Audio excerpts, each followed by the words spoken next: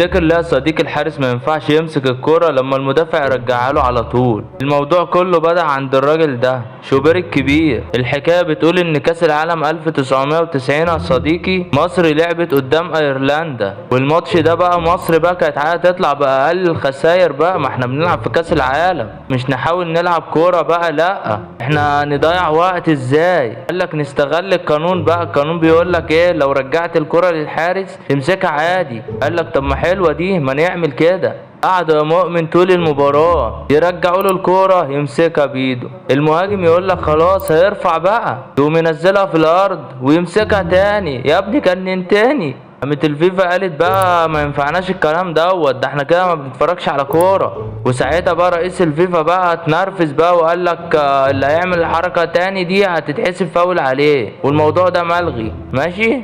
وما تنساش تعمل اللايك والاشتراك يا صديقي. شكرا.